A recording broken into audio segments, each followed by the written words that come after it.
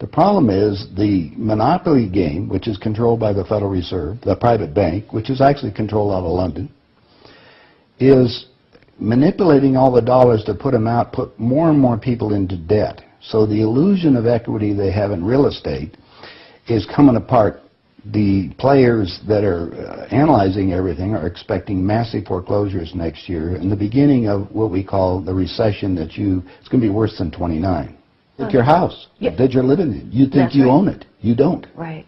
You have contractual right to transfer the airspace, subject to you paying taxes to the state. Right. Or the Global 2000 discussions that we had. The real problem that they have, as Kissinger says, is there are just too many people on the planet.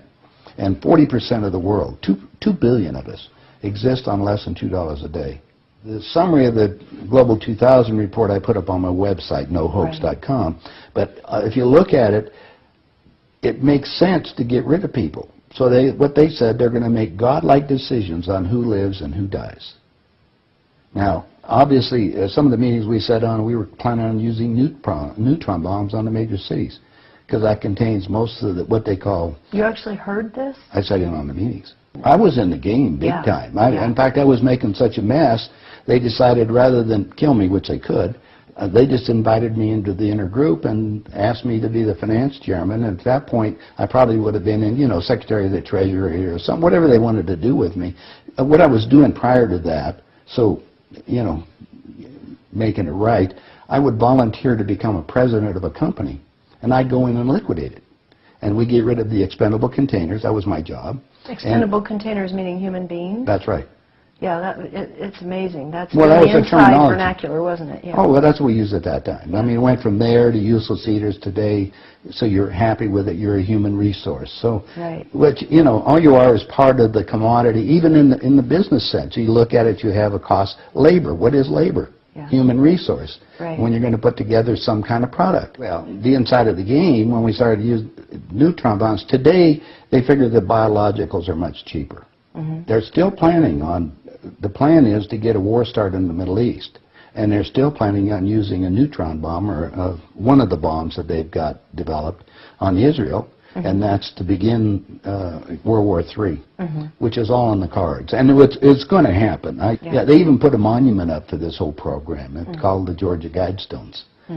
Outside of Atlanta, know. And they've got it all set down there. It's all in 8 languages. Basically, it's fait accompli as far as they're concerned. It's just to get the thing going in the Middle East, and it's not going fast enough. I mean, Carter put this thing in, so we have the Plan 2000, with the war starting in the year 2000 in the Middle East. Right. Reduce the population of the planet down to 500 million, have one world currency under the Homeland Security, or FEMA if you want to call it. They're going to declare an emergency, which are going to shut down everything.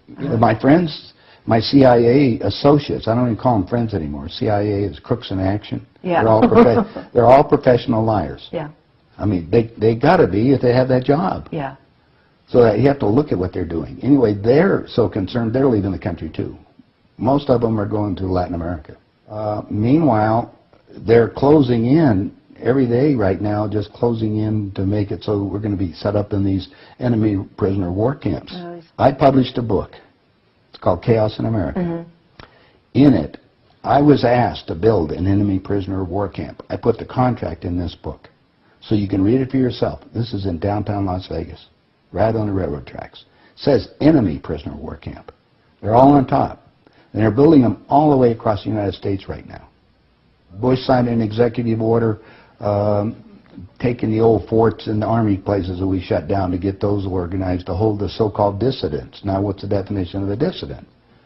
And the problem is that we're going to enslave ourselves, because most of the people want to keep having food coming in, and you're going to follow the line. You're just walking yourself into your own prison camp. Then we're going to come down to the extermination, just like World War II. Right. Well, Phil and I have lectured together. I know Phil Snyder. He's dead now. Yeah, I know he's dead. And so what about what he was saying about the number of bases at that time? I think it was 129 bases before he died. Underground had already been built. Is that all for the elite? Yeah. Really? What are they going to do with the rest of the people? They just get rid of them, leave them above ground and be radiated. Now, my son happens to be a nuclear physicist. Mm-hmm. Spent the last 3.5 years in a secret city in Russia. They're about 12 years ahead of us. They have 22,000 nuclear warheads. And of course, we're the target. The Soviets had 3 nuclear submarines on the west coast and 3 on the east coast. They're about 2 football fields in length, 5 stories tall, and they all are nuclear power and aimed at our major cities. Okay. West Coast gone. Well, because the plan is the northern hemisphere is where they're going to release the nuclear bombs, and the theory was that the winds from the North Pole that are coming down, because that's increasing drastically, will go to the equator, and there will be very little spillover because of the reverse of the winds, because of the southern hemisphere. Okay. So therefore, the nuclear radiation here will be a lot more than the southern hemisphere. And this is a fait accompli, you believe? Oh, they think so. Oh, yeah, they think they've won. That's the reason why they don't bother about me talking about it. They don't care whether you know or not. What are you going to do about it? And you have no idea what China is until you go over there for yourself. With 1,300,000,000. You understand? Almost, well, a little over 4 times our population. Right. It's, you know, I spent some time over there and I had some government friends. They think what they're going to do is let the West go have its fight. And then they want to clean up. They say it's been 5,000 years. We want to run the world when we get through. And what they're doing? Acquiring all the assets. They figure that Canada and the United States, the property there will, the food growing areas will be enough to take care of their people. And that's what they're looking at. Why are they? I mean, they bought so oil. the U.S. will become a resource. Yeah. Whatever's left of it. Whatever's left of it. Yeah. You seem to be in a unique position to be able to put a fair amount of this together, which is quite interesting. Well, I walked my talk. I played the game. You played the game. You know one level of it. And I know. I used to play around with the world leaders, so I know what they're planning on doing. What change of heart? What happened in you that made you decide to share this information that happens at the inside levels? Well, it come back to a moral situation that happened to me, I think. When I flew to Aspen. I brought my 2 daughters up there so they could go skiing. And when I was invited to this meeting. When I walked into the room, the world leaders were there, and that's when they asked me to be the finance chairman. As they said, we'd like you to be the finance chairman for the next president of the United States. And the first thing I asked is, why me? And they said, well, we owe you a favor. Remember I told you I volunteered to be president of companies as I went down? And then you liquidate, yeah. I didn't charge them anything for it. It was just a game. I see. And anyway, that's what they said. So I thought you'd be good on the team, yeah. I'd be good. I'd be a team player. I just did it because it was, another one of these things. So next thing I asked them, I said, well, wait a minute. I just started this $100 million project. And they said, don't worry about it. We'll put it on ice. And I said, okay, who with? And I said, well, you can do that. Then I said the next thing was, who is going to be the next president? Now, this is 2 years before he became president. Right. They said Jimmy Carter. And I said, Jimmy who? They said, well, he's the Democratic governor of Georgia. And I said, I've been voting Republican. And Paul Volcker said, son, don't worry about it. We control them both. Yeah. And I said, well, I got the next question is, what does a finance chairman do? Yeah. I haven't been doing that. I've been playing all this other stuff. They said, will you sit down with Ted? And so I sat over with Ted Kennedy. He's sitting right next to me. And Ted and I are, he's just joking. He says, George, you're going to love this job. You're really good with money. We're going to send you out to all the state Democratic functions to raise money for the National Democratic Party. And he said, you're going to meet some real foxy ladies. And just then, my daughter walked in.